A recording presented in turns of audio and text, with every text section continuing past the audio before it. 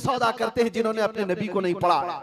हुजूर पाक सल्लल्लाहु अलैहि वसल्लम को जिन आंखों ने एक बार देखा है, वो सहाबा की जिंदगी तो देख लें, उनको खोलते हुए तेल में भी डाल दिया गया, मगर दामन मुस्तफा से हाथ हटाना तो दूर की बात है, जुबान पर लफ्ज लाना भी उन्होंने कभी गवारा नहीं किया। जानते हो, 3 भाई थे।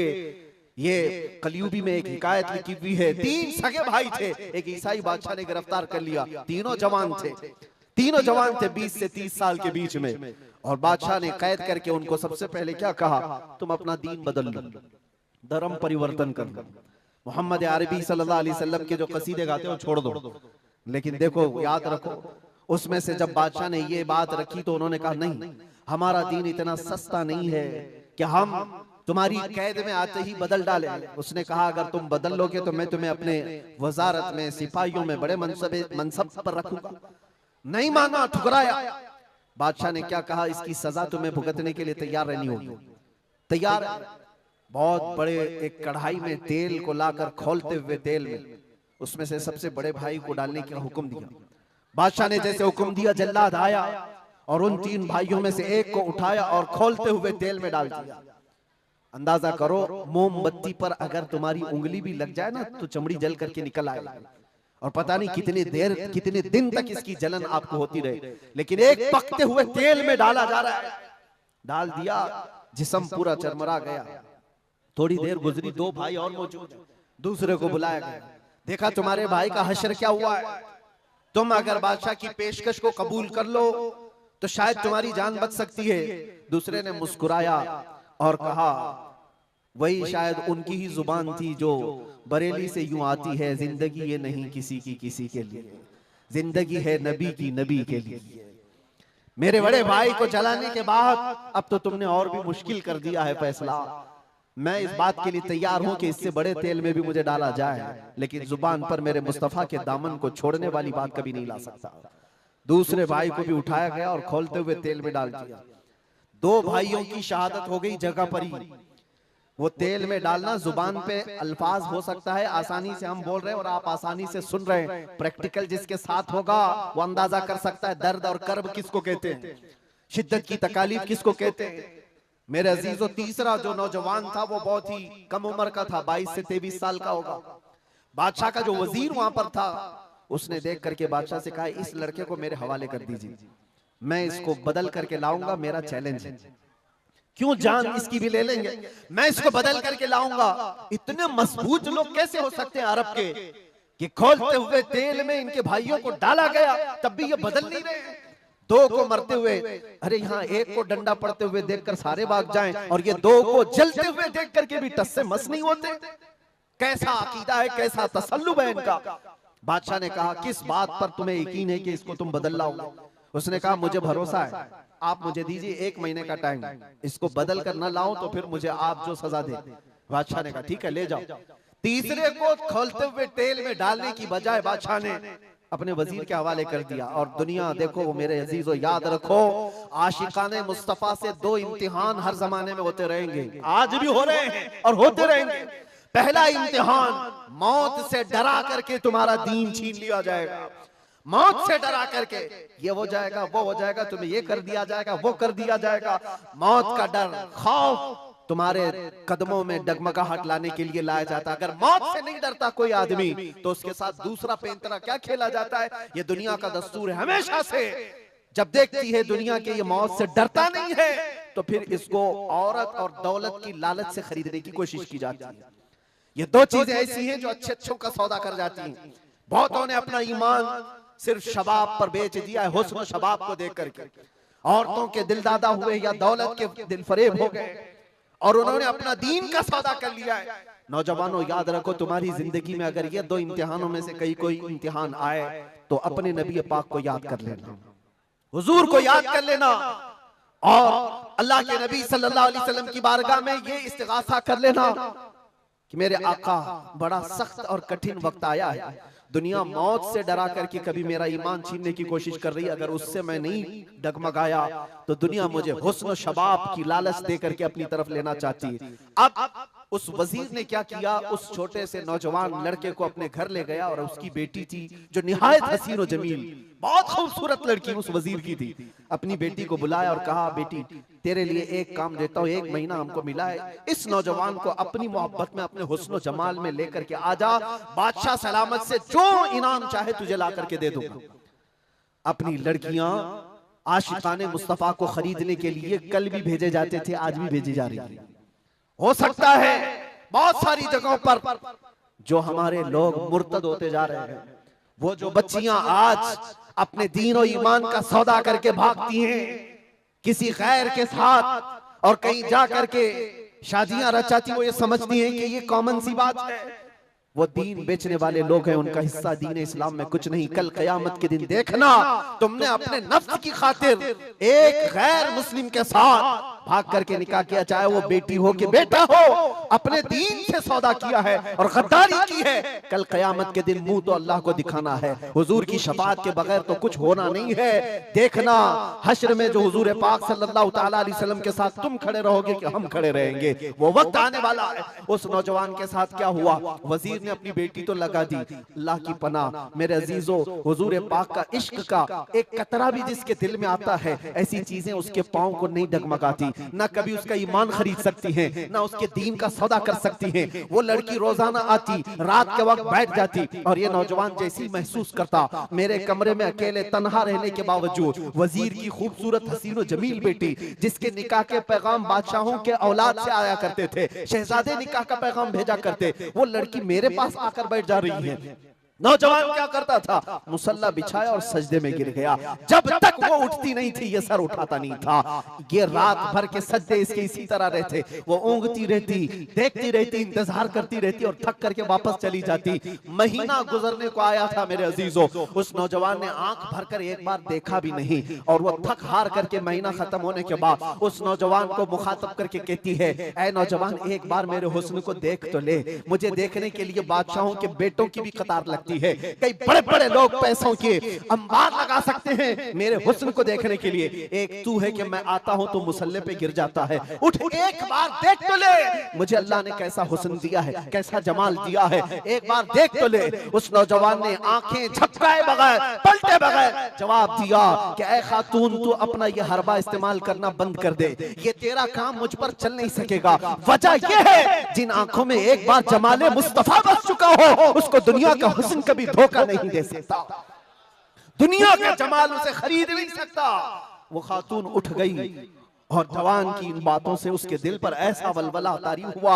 वो खातून कहती है, ऐ नौजवान खड़ा हो जा, मैं तुझे खरीदने नहीं आई, मैं तुझे अपनी दामे फरेब में फंसाने नहीं आई, उठ जा, अब मेरी एक अर्जी सुन ले। नौजवान उठा और पूछा क्या अर्जी है। कहती है कि मैं अब तेरी मोहब्बत में गिरफ्तार हूँ, मैं चाहती हूँ कि तू मेरे दीन में ना आ बल्कि तू अपने दीन में मुझे दाखिल कर ले।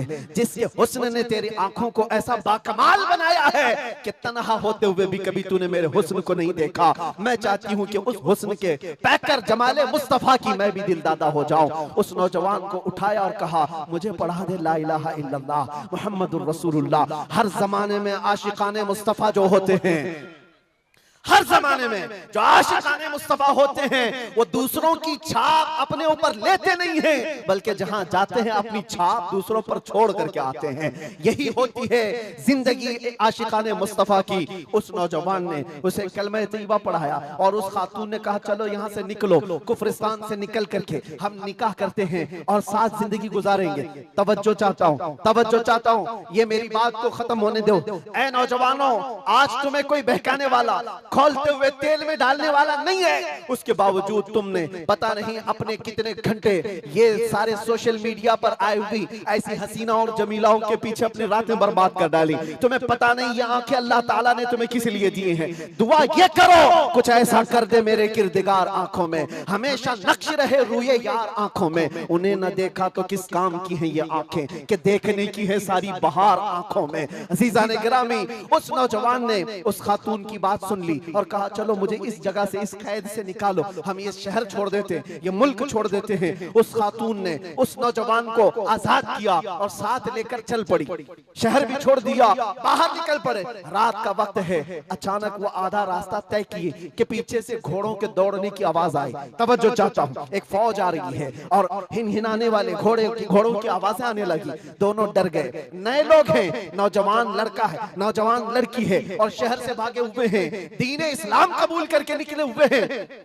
बादशाह को हो सकता है खबर हो गई होगी, वजीर को पता चल गया होगा कि कैद से निकला हुआ ये फरार मुजरिम हमारा शहर छोड़कर जा रहा है। पूरी फौज आती हुई नजर आ रही थी। ये दोनों एक दरख्त के पीछे ओट पर छुप कर खड़े हो गए। पता नहीं अब इसके आगे क्या होने वाला है, हमें गिरफ्तार कर लिया जाएगा, हो सकता है हमारा भी अंजाम वही होगा जो हमारे दो भाइयों के साथ हुआ। लेकिन इत्तेफाक की बात है, वो घोड़े करीब से करीब आते गए, वो फौज करीब आ गई और जब आ गई तो करीब आकर वो फौज रुक गई। इन्होंने देखा नहीं ये फौज कौन थे, ये लोग कौन थे। दरख्त के पीछे छुपे हुए हैं नौजवान और वो दुशीजा। अचानक आने वाली फौज में से एक गरजती हुई आवाज आती है, नाम लेकर के नौजवान का पुकारा जाता है, ऐ फलां बिन फलां बाहर आ जा, बाहर आ जा। बाहर ये नौजवान आता है तो देखता है बादशाह की फौज नहीं है, वजीर की फौज नहीं है, बल्कि वो दोनों शहीद भाई घोड़े पर सवार है और सारी फौज में रसूलुल्लाह के वो शहीद सहाबा तशरीफ लाए हुए हैं। नारे तकबीर, नारे रिसालत, नारे रिसालत। ये नौजवान घबरा गया और पूछा, मैं अपने भाइयों को देख रहा हूँ घोड़ों पर सवार हैं, चंद दिनों पहले बादशाह ने खोलते हुए तेल में इनको उंडेल दिया था, इनके जिस्मों को जला दिया था। ये देख करके आप कपकपी जिस्म पर तारी है, भीगी आंखों से पूछने लगा, बड़े भाई आप लोगों को जला दिया गया था, तेल में खोलते हुए डाल दिया गया था, आप लोग यहाँ कैसे आए? दोनों भाइयों ने कहा, ऐ मारे नन्हे भाई, क्या तूने कुरान की आयत नहीं पढ़ी, वला तक़ूलू लिमन युक़तलु फ़ी सबीलिल्लाहि अमवात, अल्लाह की राह में जो मारे जाएं उन्हें मुर्दा न कहो। नौजवान ने पूछा, तुम्हें दर्द कितना हुआ होगा जब जलाया गया था, खोलते हुए तेल में डाला गया था, कर्ब कैसा था, तकलीफ कैसी थी? तवज्जो चाहता है नौजवानों, इश्क़ मुस्तफा में बर्दाश्त किया हुआ दर्द कुछ नहीं होता है। उन नौजवानों ने कहा, दर्द कौन सा, कर्ब कौन सा, तकलीफ कौन सी? तूने हमें डालते हुए देखा है, खोलते हुए तेल में, जलती हुई चमड़ी देखा है, लेकिन हमें दर्द का एहसास नहीं हुआ, इसलिए कि जिस वक्त जल्लाद हमें तेल में डाल रहा था सामने तो हमें जमाले मुस्तफा नजर आ रहा था। जहां मुस्तफा का हुस्न हो फिर दर्द किस बात का, कर्ब किस बात का? इसीलिए तो सहाबा का ये नारा था, या रसूलुल्लाह, या रसूलल्लाह, कुल्लु मुसीबतिन बादका जुललुन, ऐ अल्लाह के रसूल अगर आप हैं तो फिर हर मुसीबत हल्की है, हर मुसीबत छोटी है। ऐ नौजवानों, दुनिया ने खरीदने की कोशिश की है, लेकिन जो जमाले मुस्तफा का दिल दाता है वो दुनिया के हालात से न बिकता है न झुकता है।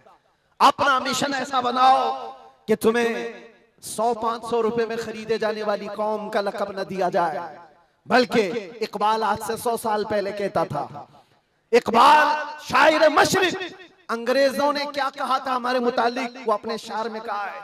अंग्रेज क्या कहते थे? थक गए थे, थक गए थे। आपको क्या पता है हिंदुस्तान की इस आजादी में जितने आज बड़े बुलंद बांग दावे किए जाते हैं, पता है नौजवानों, तारीख याद रखो, 30,000 उलमाए अहले सुन्नत को इन्होंने दिल्ली से लेकर कश्मीर तक हर झाड़ी पर फांसी पे लटकाया हुआ था। 30,000 उलमाए अहले सुन्नत। काला पानी की सजा अंडमान निकोबार में किसको दी गई थी? अल्लामा फजले खैराबादी, इनायत अहमद काकोरवी, जिनकी पीठ की हड्डी तोड़ दी गई थी, खड़े नहीं हो सकते थे। 8-8 साल 10-10 साल तक झुकी हुई कमर के साथ इनको सजाएं दी गई। किफायत अली काफी कौन है जिनको भरे बाजार में चौराहे पर लाकर अंग्रेजों ने फांसी पर चढ़ाया था? जालिमात तारीख भुला देते हैं, या तारीख के चेहरे पर आज मट्टी थोपने की कोशिश की जाती है और हमारे नौजवान है कि याद नहीं रखते हमारी तारीख। या आशिकाने मुस्तफा थे, अंग्रेजों की नाक में अगर किसी ने दम किया था तो वो आशिकाने मुस्तफा की जमात थी, आशिकाने मुस्तफा की जमात थी। किफायत अली काफी को सूली पर चढ़ा रहे थे, लेकिन जानते उससे पहले किफायत अली काफी एक आलिम दीन, एक आलिम दीन, उस आलिम दीन को गिरफ्तार करने के लिए कितने कुत्ते आए थे? 3000 अंग्रेजों की फौज ने मिलकर के एक आलिम दीन को गिरफ्तार किया था। हमेशा से यही तारीख रही है, हमेशा से। इसलिए कि पता है कि रसूलुल्लाह सल्लल्लाहु तआला अलैहि वसल्लम का शेर 1-2 के काबू में आ भी नहीं सकता, हमेशा घेर कर मारने की आदत कुत्तों की रही। करबला में भी तो यही हुआ, अकेले इमाम हुसैन के साथ सुबह से लेकर दोपहर तक लड़ते रहे। और आपको पता है एक एक हुसैनी जवान ने 200 यजीदियों को मार डाला है, एक एक ने। तारीख खाली मरने वालों की ना बताओ, शहीद होने वालों की नहीं बताओ, ये भी देखो हुसैनियों ने कितनों को सुलाया है। एक हुर बिन यजीद जो एक रात पहले इमाम हुसैन के पास आकर बैत किए थे, एक रात पहले, और उन्होंने दूसरे दिन जंग शुरू की थी तो 120 लोगों को मारा था। आप अंदाजा करो, एक रात का हुसैनी 120 को सुला सकता है, तो अंग्रेज अच्छी तरह जानते हैं जो पैदाइशी हुसैनियों की तरह को सुला सकता है। सब पता है। किफायत अली काफी को 7 दिन तक गिरफ्तार करके उनके जिस्म पर इस्त्री चलाते थे, गरम इस्त्री चलाते थे, और जब चमड़ी जलती थी तो उस पर नमक छिड़कते थे। और किफायत अली काफी को बार बार कहते फतवा बदल डालो, आ जाओ हमारे वजारत में, हमारा मनसब ले लो, हर महीने पाउंड दिए जाएंगे, बरतानिया के पाउंड। लेकिन आशिक मुस्तफा डॉलर और बरतानिया के पाउंड पर नहीं बिकता, वो हुस्न मुस्तफा का दिलदादा होता। 8वें दिन जब उनको फांसी पर चढ़ाया गया था, फांसी कोई आम चीज नहीं है मेरे अजीजों, जिसको सामने देख करके चच्चों की हालत खराब हो जाए। लेकिन किफायत अली काफी फांसी को देखकर कहने लगे थे, कोई गुल बाकी रहेगा न चमन रह जाएगा, पर रसूलुल्लाह का दीन हसन रह जाएगा। सब फना हो जाएंगे काफी वो, लेकिन हश्र तक नाम हजरत का जुबानों पर सुखन रह जाएगा, नाम हजरत का जुबानों पर चलन रह जाएगा। फांसी भी दे दी। ये सारे जो मामलात हुए, आशिकाने मुस्तफा सल्लल्लाहु अलैहि वसल्लम हर जमाने में आजमाए गए। और मैं कह रहा था क्या बात इधर उधर न जाए बात, अंग्रेज मजबूर होकर ये कहने पर आ गए थे, ये फाकाकश मौत से डरता नहीं जरा, ये फाकाकश मौत से डरता नहीं जरा। आशिकाने मुस्तफा ने हर जमाने में लोगों की नाक में दम कर रखा है, तादाद में थोड़ी ही क्यों ना हो, तादाद में थोड़ी ही क्यों ना हो, लेकिन डर इनको सबसे लगता है। क्या आपने तारीख नहीं देखी? एक बात मैं बताऊं, बॉडी बनाने वाले, मुक्के आजमाई करने वाले, चाहे तुम्हारे पास जितनी भी ताकत हो, ये जिस्मानी ताकत अपनी जगह पर, हमने देखा है व्हील चेयर पर बैठ करके एक खादिम हुसैन लब्बैक या रसूल अल्लाह कहता था, यूरोप की धरती भी हिलने लगती थी। पता ही चलता है जिस्मानी ताकत का कोई असर नहीं होता, इश्क़ मुस्तफा जहां होता है वो असली ताकत कहलाई जाती है। नारे तकबीर, नारे रिसालत, आशिकाने मुस्तफा, सुभान अल्लाह, सुभान अल्लाह।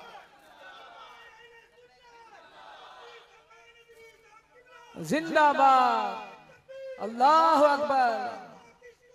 आला हजरत, आला हजरत, आला हजरत, आला हजरत, अल्लाह अकबर, या रसूल अल्लाह, जिंदाबाद, जिंदाबाद। मेरे अजीजों, बात सिर्फ इतनी है, यही मैंने एक साहब से पूछा था कि मियां तकरीरें बहुत होती हैं, भाषण भी बहुत होते हैं, क्या क्या नहीं कहा जाता। हमने खाली कुछ देर की खामोशी ही तो कहा था। खामोशी कहना क्या इतना बड़ा जुर्म बन गया? वो तो आप सबको भी पता है कहां कहां से हमारे जुलूस निकाले हैं, कहां कहां का क्या क्या देखा। बहरहाल मैं वो दास्तानें बताने नहीं आया हूं, लेकिन इतनी बात मुझे आज भी एहसास दिलाती है, ये अल्लाह का करोड़ा एहसान है, तुमने मुझे हथकड़ियां पहनाई है, घुमाया, जहां भी रखा, जिस तरह भी रखा। 8 महीने क्या 8 साल रखते या 80 साल अगर उम्र होती तो रखते, इससे फर्क नहीं पड़ता। डर तो ये था कि चोरी में नहीं ले गया, डकैती में नहीं ले गया, रेप में नहीं ले गया, मर्डर में नहीं ले गया। दुनिया को तुम्हें बताना पड़ेगा इस आलिम को क्यों ले गया, तो तुम पुकार करके यही कहोगे इश्क़ मुस्तफा की बात करता था इसलिए ले गया। सुभान अल्लाह। लब्बैक लब्बैक लब्बैक या रसूल अल्लाह, लब्बैक लब्बैक लब्बैक या रसूल अल्लाह, लब्बैक लब्बैक लब्बैक। हमारा जुर्म यही तो है, दुनिया को तुम्हें बताना होगा क्या जुर्म किया था, अपनों को भी बताओ और दूसरों को भी बताओ। इसलिए मेरे अजीजों, कई मर्तबा ऐसा हुआ कि हमने अपने साहबों से पूछा भी था कि बात क्या है, छोटी सी बात को इतना ज्यादा क्यों बनाया गया। उन्होंने कहा बात छोटी है, लेकिन हमको ऐसा लग रहा है कि कई सालों से जो मरे हुए वो भी खड़े होने लग रहे हैं, कई सालों से जो सोए हुए हैं वो भी उठने लग रहे हैं। हम नहीं चाहते कि इस तरह का माहौल बन जाए, लेकिन याद रखना मेरे अजीजों, इश्क़ मुस्तफा पर बात करना, इज्जत मुस्तफा का चर्चा करना, अगर ये जुर्म है तो ये जुर्म मौत तक 1000 बार हम करते रहेंगे, 1000 बार करते रहेंगे, इसलिए कि इससे कोई समझौता नहीं। हाँ, हम कानून के खिलाफ कोई बात नहीं करते। अगर अपने नबी पाक की इज्जत की बात करना जुर्म है तो ये जुर्म तो हम करते ही रहेंगे, ये करता रहे, हर नौजवान भी करेगा। नाम मुस्तफा लेना कोई जुर्म नहीं है, हुजूर की इज्जत की बात करना कोई जुर्म नहीं है। लेकिन एक साहब ने कहा, मुझसे कहा कि मुफ्ती साहब आप बयान करो, जितना करना है अपने नबी की तारीफ करो, जो करना है करो, लेकिन आप ये दूसरों को कुत्ता क्यों बोलते हो, ये सारी चीजें क्यों कहते हो? मैंने कहा अगर आपकी माँ को कोई बदकार कह दे, आपकी माँ को कहे कि बदकार है, तो आपको कैसा लगे? तो खड़े हो गए, कहा मेरी माँ को क्यों मिसाल में ला रहे हो, आप मेरी माँ के बारे में मिसाल क्यों दे रहे हो? मैंने कहा अभी तो मिसाल ही दिया, गाली नहीं दिया, खाली मिसाल, सपोज, एग्जाम्पल, इस पर आप इतना भड़क गए। याद रखो मेरे अजीजों, आप अपनी माँ से जितना मोहब्बत करते हैं, करोड़ों माँ से ज्यादा एक सुन्नी आशिक रसूल अपने नबी से मोहब्बत करता। हमारी जाने कुर्बान उस नबी पाक की जात पर। आप रुए माजना में मुस्तफास, आप क्या समझते हो दुनिया में जो इज्जत है वो हमारी टोपी दाढ़ी से है, हमारे जुब्बे कुब्बे और हमारे रंगो नस्ल से है? हमें इज्जत हमारे रंगो नस्ल और हमारे नाम और नमूद, हमारे इल्म और हमारे मनसब, हमारी पगड़ी और हमारे जुब्बे नहीं दिलाते। हमें जो इज्जत मिलती है वो किस बात पर? जब तक बिके न थे तो कोई पूछता न था, या रसूल अल्लाह तुमने खरीद कर हमें अनमोल कर दिया।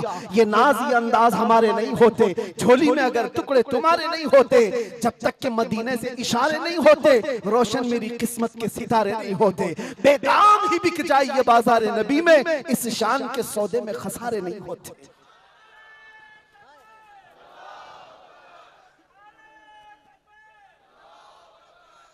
बात मैं अभी खत्म करने आ रहा हूं, बस आप इस बात को अंदाजे में रखो मेरे अजीजों।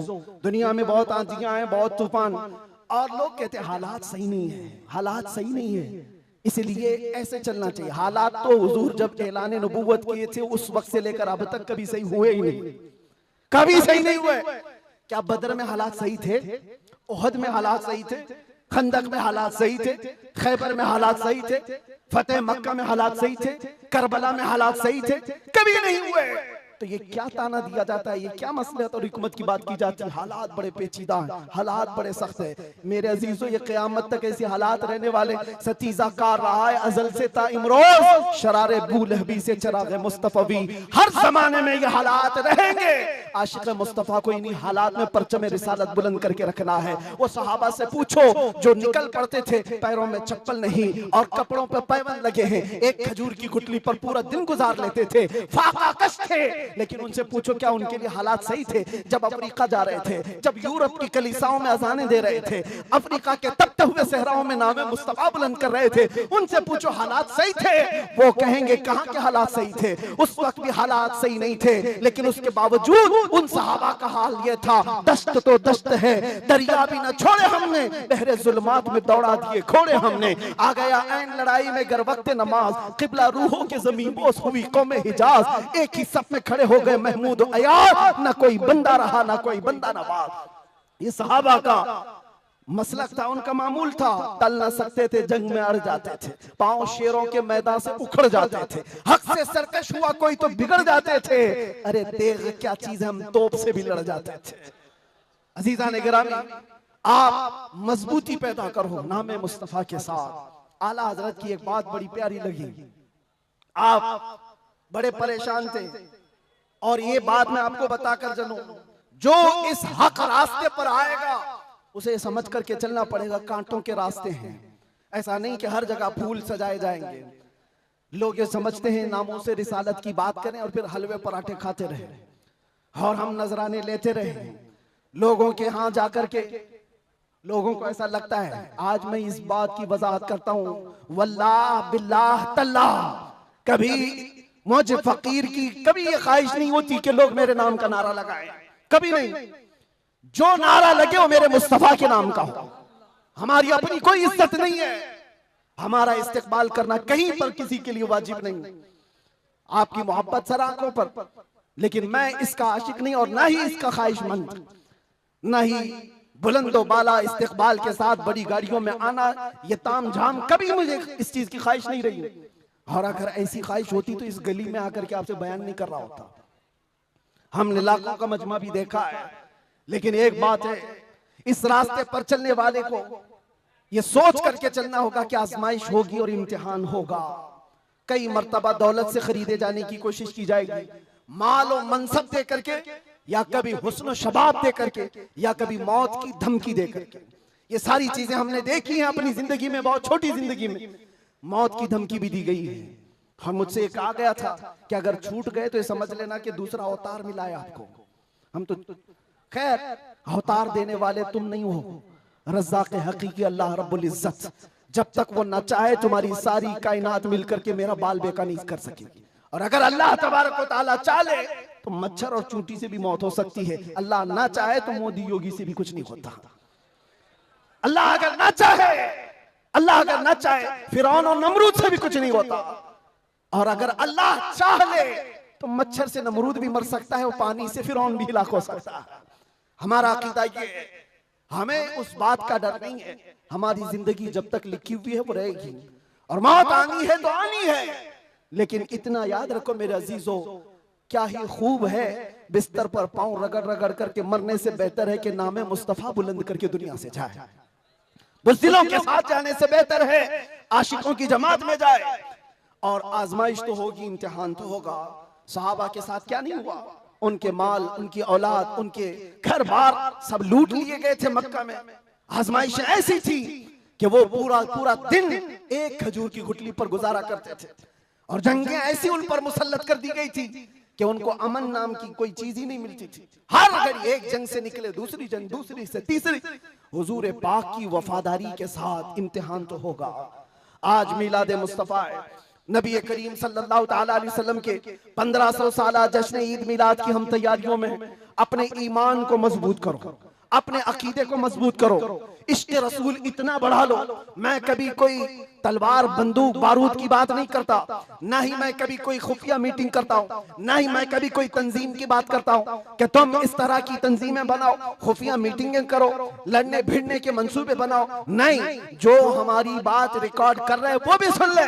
मैंने कभी नौजवानों को लड़ने भिड़ने के लिए तैयारियां करने की कभी बात नहीं की। अरे मियाँ, मैं तो ब्लेड और चाकू की भी बात नहीं करता, प्लास्टिक की भी नहीं बात करता। मैं सिर्फ ये चाहता हूँ सर से लेकर पैर तक इश्क़ मुस्तफा में ऐसे ढल जाओ जिस गली से गुजरो मदीने की खुशबू आने लगे। तुम्हारा चलना फिरना कई कीड़ों की मौत का सबब बन जाएगा। आपको किसी हमले की जरूरत नहीं, आपको किसी पर अटैक करने की जरूरत नहीं। अपने दिल के अंदर इश्क़ मुस्तफा ऐसा बिठाओ, ऐसा बिठाओ। हमने देखा है मेरे अजीजों, हमने तन्हाई में बैठ के भी दिन गुजारे हैं और कई ऐसों के बीच में भी बैठ के दिन गुजारे हैं। हमारी अपनी तारीफ के लिए नहीं कह रहा, जहां ऐसे क्रिमिनल लोगों के बीच बैठते थे जो 20-20 साल से क्राइम में मुब्तला हैं, छोटे मोटे नहीं, मर्डर भी, रेप भी, ड्रग्स भी, सब उनके बीच बैठ करके देखा है। जब हुजूर पाक की बात की जाती है तो उनकी आंखों में भी आंसू आते हुए देखा है, और तौबा करते हुए भी देखा है, रमजान में तरावी पढ़ते हुए भी देखा है। मैंने ये महसूस किया है दुनिया का एक ही इलाज है, इस उम्मत का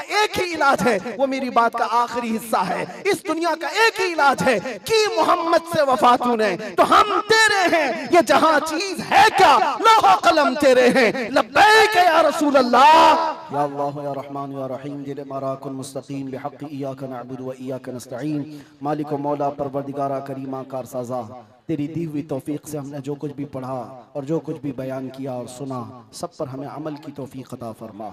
हमारे इस जलसे पाक को अपनी बारगाह में शर्फ़ कबूलियत अता फरमा। ए रब्बे करीम, इस जलसे ईद मिलादुन नबी को हमारी नजात का जरिया बना दे, हमारी बख्शिश का सामान बना दे। ए अल्लाह, हम सब के गुनाहों का कफ़ारा बना दे। जितने बच्चे, बूढ़े, जवान, मर्द, ख़वातीन इस जलसे पाक में हाजिर है मौला, इस जलसे से निकलने से पहले सबकी बख्शिश का ऐलान फरमाते हैं। अल्लाह, नाम मुस्तफ़ा के लिए हाजिर आए हुए ये चेहरे हैं, इश्क़ मुस्तफ़ा की भीख मांगते मौला, हमारे दिलों से हुब्बे दुनिया को ख़त्म फरमा दे, हमारे दिलों पर दूसरों का रौब और खौफ ख़त्म फरमा दे। अल्लाह करीम, इस दिल को तेरे दरबार में पेश करते हैं, इसमें इश्क़ मुस्तफ़ा अता फरमा दे। अल्लाह, हमारा दिल धड़कता रहे तो तेरे नबी पाक के नाम से धड़कता रहे। हम सबको नाम से मुस्तफा के सिपाहियों में शुमार फरमा। अल्लाह, इस पूरे इलाके को मरकज़ इश्क़ रसूल बना दे।